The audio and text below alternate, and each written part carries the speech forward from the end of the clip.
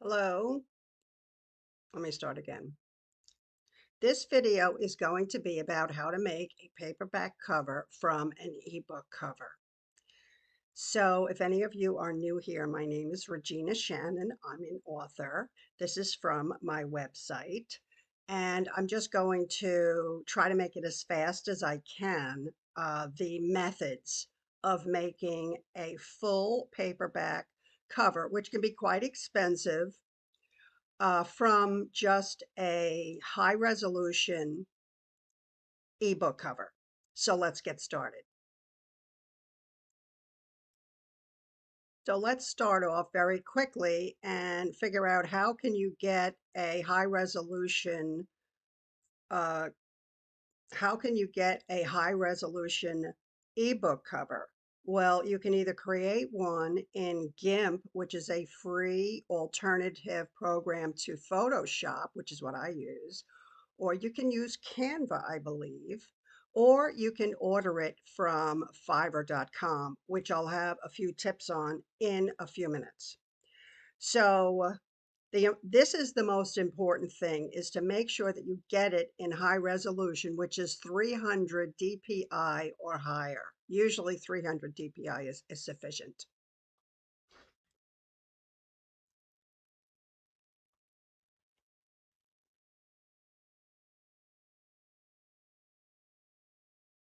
Now, if you do have to work with a Fiverr tech, I have on the screen right now some verbiage to use when you order it, because generally you do not get a high resolution ebook cover. But if you specifically tell them that that's what you want and you're not going to order anything without that, then you'll keep looking actually for someone who will give it to you, and they will give it to you. I've had it done myself. So this here is the language that I have used, and it has worked successfully. I was able to make all of my paperback book covers using the cover that I bought on Fiverr. So if anybody wants to, pause the video and copy this down, I know this language does work. Now, for any of you that already have a low resolution book cover that you want to use, this is a website here, upscale.media, and they will take the low resolution and turn it into a high resolution. Now, I did it with this cover to see if it worked, and it did work. So hopefully, if you already have a low resolution, this could be a solution for that problem. The next thing that you will need is a properly sized template from Amazon KDP, because all of the paperbacks and hardcovers, they all need a specific customized template, because the spine of the book determines how wide it is. So Amazon has on their website a calculator. I have a picture of it here on my website. I'll click this so I can make it a little bit bigger. And this is what the calculator looks like. You fill in all of the information and then you click on calculate dimensions. And then secondarily, you click on download template, and that is the template. You'll get it in PDF format and also PNG, I believe. So I use the PNG and I take that into GIMP, which is what I'm going to show you next. So the first thing I would suggest doing is opening the template in GIMP. And when I say GIMP, if you're using Canva, it's the same thing. Okay, and the first thing you want to do is figure out how to put on the guidelines. So for this book, for GIMP, you just pull down the lines. I'll pull one over here and put it here. Okay, and so what I am doing is I am letting myself know as I begin the design exactly the areas that I need to stay away from. These two are going to mark out where the spine is, and the rest of it is going to mark out where everything else is. And this is going to give me an idea this horizontal line here where I need to have an empty space for the barcode. Now, the next thing you're going to do is bring in the front cover that you created yourself or that you purchased, and you're going to fit it into the book between the guidelines. As you can see here, there's still a little of the book that's peeking out, and I'll explain why in a little bit.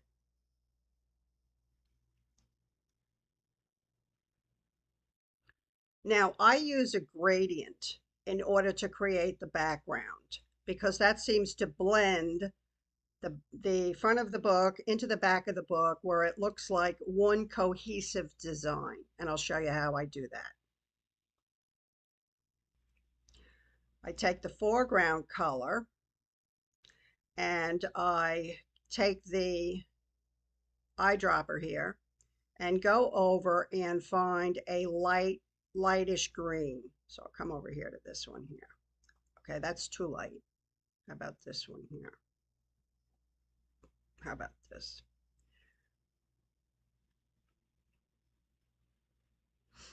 Okay, actually, I'm going to use black to the darkest green. That's what I did on this book series. I just realized that.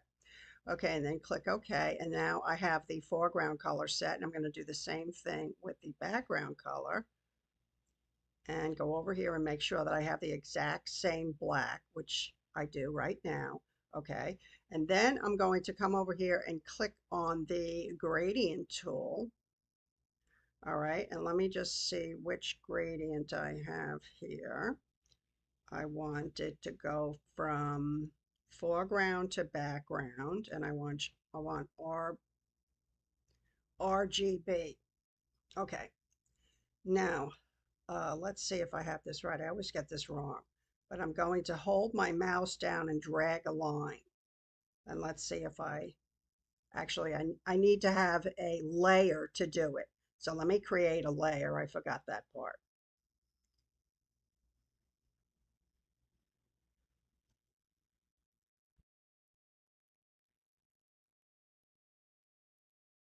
And it's transparent. Okay, gotta move this guy. Gotta move myself here. Actually, I think I'm gonna have to, this part I'm going to erase and I'm gonna start again. Okay, so the next part is to create a gradient. I find that the gradient is a good way to marry the front of the book to the rest of the book where it looks like it is one cohesive design. So over here I have chosen for the foreground color the darkest green here, medium to dark green. And then the background color, I chose the same color black that I used here on the front cover. And then, let me open the gradient.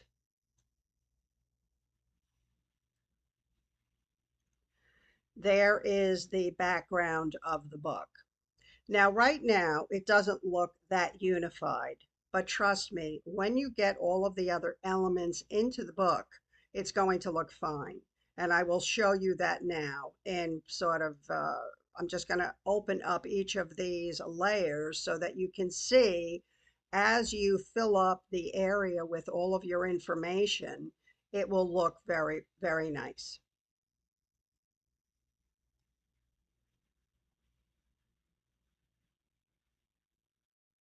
Okay, and there is the book cover. So now I just want to say something about book branding for people that have watched my book branding videos. I try to always put my author name on the spine now, not in my earlier books because I didn't even think about book branding at that time. Okay, and then I try to start all of the titles on the same line. Okay, I write in series, and the purpose for this is that when they are in paperback or hardcover format, and they're standing side by side, all of the titles will line up. They'll all be a different length, of course, but they will all line up and start at the same place. And the same thing with the author name. Okay, so now I want to talk to you about saving the document. You always want to save the document by hitting save as, because you opened up a template, save as, and then you save it as the name of the book and the paperback cover. And by doing that, you're saving it as a GIMP document. And what that means is that when you open it again, it's going to save it with all of the layers intact. Because if you save it as a JPG or a PNG, which is what you'll need to upload it to Amazon, then it's going to wipe out, it's going to merge all of these layers and you won't be able to change them. This is good for two reasons. One, if you decide that you want to change the cover for whatever reason, you can do that very easily by swapping out, the front picture, or maybe you want to swap out the second picture. You can change the description of the book if you find one that works better for you. That's one reason. And then the other reason is if you write in series, like so many authors do nowadays, the next time you come to needing a book cover, a paperback book cover, then you can open this one and save it as the next book in the series and just alter this with a new front cover and a new title, and all of your other elements that really don't change, they're going to remain the same. And it just makes working much easier, and it's easier to keep your branding by doing this. Well, that's about it. That's how easy it is. I know it helped me because some of the paperback and hardcover book covers, especially for my fantasy series, my vampire series, really, I needed to purchase the covers. And what happened to me was I purchased the ebook cover for, I think it was like $100, but at and actually it was $50. But when I went back to change the cover, he was now charging $250 for the ebook covers. So very often you get someone on Fiverr who's willing to work for a lot cheaper because they're new, they're building a following, and they are getting their stars there, whatever they do to become a first class Fiverr artist, they're doing. So there's a whole big long story about what happened to me with my vampire series. I have videos about it if you're interested. I'm not going to go into it right now. But anyway, that's that's the I got to restart this here. I got to restart this here. Okay, and then the next thing you want to do is you want to save this book cover as a JPG. Okay, and in order to save it as a JPG, you have to export it. So you're going to click on File and choose Export As, and then it's going to ask you to name it. Okay, so then if you want to have a PDF, because that's what is required at Amazon, I always import the JPG and I make the PDF from that because that already has merged all of the layers. Earlier on, and maybe the PDF makers have improved since then, what they would do is if you saved from GIMP, somehow it threw the font off, or it threw something off. Anyway, it was a pain in the neck. And what I realized, the go around for that was to save it as a JPG and then open it as a JPG and then save it again as a PDF. So anyway, that's the end of this video. I hope you enjoyed it.